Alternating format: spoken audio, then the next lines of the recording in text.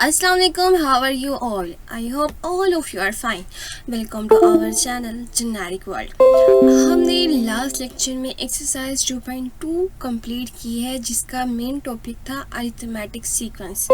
आज के लेक्चर में एक्सरसाइज 2.3 को स्टार्ट करने से पहले मैं आपको टॉपिक बता देती हूँ, वो है ज्योमेट्रिक सीक्वेंस। हम 2.3 जो एक्सरसाइज है उसमें ज्योमेट्रिक सीक्वेंस को डिस्कस करेंगे। तो क्वेश्चन को सॉल्व करने से पहले हम ये देखते हैं कि हमारा ज्योमेट्रिक सीक्वेंस होता क्या है। ओके, फॉर द डेफिनेशन मैंने सोचा कि आपकी बुक को ही प्रेफर किया जाए और आप वहाँ से सही समझ में पाएंगे। ज्योमेट्रिक सीक्वेंस है, geometric sequence is a sequence in which each term is obtained by multiplying a non zero constant r to the preceding term. ठीक है, यानी कि जो नेक्स्ट टर्म होती है उस पर जाने के लिए आपको एक स्पेसिफिक कांस्टेंट होता है आर, उससे आपको मल्टीप्लाई करना होता है और उसको मल्टीप्लाई करके आप जो है वो नेक्स्ट टर्म की तरफ प्रोसीड करते हैं। तो आपके पास ये होता क्या है, पहले आपके पास जैसे वहाँ पर थी इसी तरह से यहाँ पर भी टर्म्स होती हैं, फर्स्ट यानी कि first, second, third and fourth. लेकिन वहाँ पर आपके पास एक डिफरेंस हम फाइंड आउट करते थे और फिर उसको यूज़ करते हुए हम नेक्स्ट टर्म की तरफ जाते थे। इसमें क्या होता है कि आप जो है एक कांस्टेंट फाइंड आउट करते हो और फिर उसको जो प्रीवियस टर्म होती है उससे मल्टीप्लाई करते हो और फिर नेक्स्ट टर्म की तरफ जो है वो प्रोसीड करते हैं। तो आपके पास क्या होता है आर, जैसे कि a1 है, नेक्स्ट टर्म पे जाने के लिए आप a1 को r से मल्टीप्लाई करोगे और फिर नेक्स्ट टर्म पर जाने के लिए फिर आप a1 को r स्क्वायर से मल्टीप्लाई करोगे। मतलब आपका जो कांस्टेंट है वो स्क्वायर में चेंज हो जाएगा, मतलब डबल हो जाएगा। फिर आप जब नेक्स्ट टर्म पर जाओगे तो फिर r की क्यूब में चेंज हो जाएगा। इसी तरह से पावर जो है वो 1 के साथ इंक्रीज होती जाएगी और फिर वो फर्स्ट टर्म के साथ मल्टीप्लाई होता जाएगा और आंसर आता जाएगा।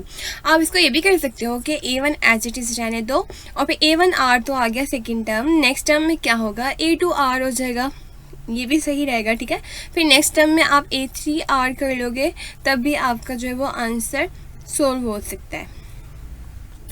सो आपने माइंड में रखना है कि यहाँ पर है आपका a1, फिर a1 r है और फिर आपके पास है a1 r स्क्वायर और फिर a1 r क्यूब। अगर आप फर्स्ट टर्म के हिसाब से जा रहे हैं तो फिर आपके कांस्टेंट की जो पावर है, डिग्री जो है वो इंक्रीज होती जाएगी बाय 1। और अगर आप जाते हैं इस तरह से, जैसे मैंने आपको बताया कि a1 एज इट इज़ रहने दें और नेक्स्ट टर्म, फर्स्ट टर्म तो ऐसे ही होगी ना, फर्स्ट टर्म से a1 को r से मल्टीप्लाई करोगे और जो आपकी थर्ड टर्म है वो क्या कैसे हासिल होगी, a2 को आप अगर r से मल्टीप्लाई करोगे। अभी यहाँ पर कंफ्यूज हो रहे हैं, इसको समझाने के लिए अभी मैं यहाँ पर आती हूँ। आपकी एग्जाम्पल गिवन है जिसमें आपके पास है 1 की and 2 and 4 and so on. ठीक है, यहाँ पर देखो अब 1 को आप 2 से मल्टीप्लाई करो, यहाँ पे क्या डिफरेंस नहीं फाइंड आउट करते हैं, यहाँ पे कांस्टेंट फाइंड आउट करते हैं। अभी हम देखेंगे कांस्टेंट कैसे फाइंड आउट करते हैं। कांस्टेंट हम फाइंड आउट करते हैं कि जो आपका ये 2 है ना सेकेंड टर्म, ये हम लिखते हैं ऊपर, ठीक है, और जो फर्स्ट टर्म होती है उसको हम डिवाइड करते हैं। तो आपके पास जो आंसर आता है ना वो आपकी होता है r। ठीक है, तो कांस्टेंट आपका इस तरह से फाइंड आउट होता है 2। आप इसी तरह से 4, अब 4 ऊपर आएगा और 2 से प्रीवियस टर्म से आप डिवाइड करोगे तो आपके पास क्या आ जाएगा, कांस्टेंट r2 आ जाएगा। मतलब कि सबका जो कांस्टेंट है ना वो 2 ही आ रहा है। अब जो मैं कॉन्सेप्ट बता रही थी कि जैसे कि 1 है, 1 को आप 2 से मल्टीप्लाई करोगे 2 आएगा।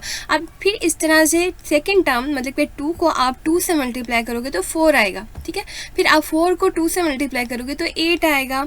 इस तरह भी ठीक है, लेकिन इन्होंने जो बुक पर बताया वो ये मेथड बताया है कि 1 को आप 2 से मल्टीप्लाई करोगे तो फिर आपके पास आ जाएगी फर्स्ट टर्म, सेकेंड टर्म।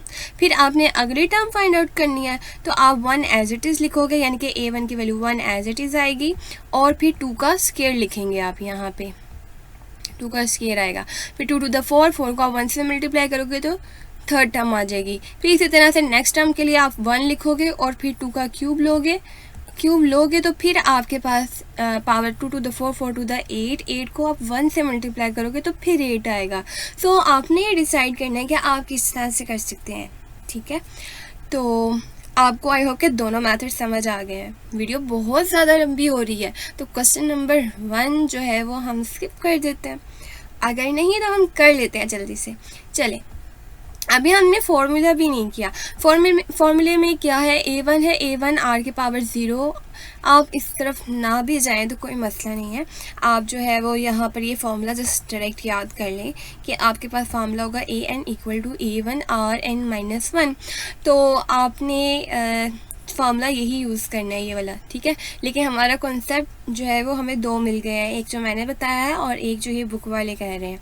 तो आप अपने तौर पर जो कॉन्सेप्ट है वो उस तरह से यूज़ कर सकते हो, और लेकिन ज़्यादा प्रेफर जो है ना वो आप इसी को करें जो आपकी बुक में गिवन है, an equal to a1 r की पावर n-1, ठीक है। यानी कि जो आपकी डिग्री है वो आगे जो है वो इंक्रीज होती जाएगी, या 1 से कम, मतलब n-1 हो रही है। यहाँ पर n-1 का मतलब ये नहीं है डिग्री में से माइनस करना है, ये इसकी जनरल टर्म है। यानी कि n तक मतलब डिग्री इंक्रीज होती जाएगी, 1 2 3 4 5 6 7 8 9 10, और उसके बाद आगे जाकर n-1 तक जाएगी, ठीक है। तो ये उन्होंने एंड पॉइंट लिखा हुआ है इसका, ठीक है। ये आगे जाके डिटेल में देखेंगे अगर आपका इस ये टॉपिक आएगा कि n-1 n क्या होता है। अभी के लिए आपने जस्ट ये फॉर्मूला याद करना है, ज्योमेट्रिक सीक्वेंस को अच्छे से समझते हैं, और आज के लेक्चर में इतना ही काफ़ी है। नेक्स्ट लेक्चर में हम क्वेश्चन नंबर 1 करेंगे। तब तक के लिए बेस्ट ऑफ लक, और याद रखिएगा आपने एक काम लास्ट में करना है। याद करें, मैंने लास्ट वीडियो में भी कहा था कि आपको अगर वीडियो अच्छी लगी है तो आपने इसको लाइक करना है, सब्सक्राइब करना है और शेयर करना है। Thank you.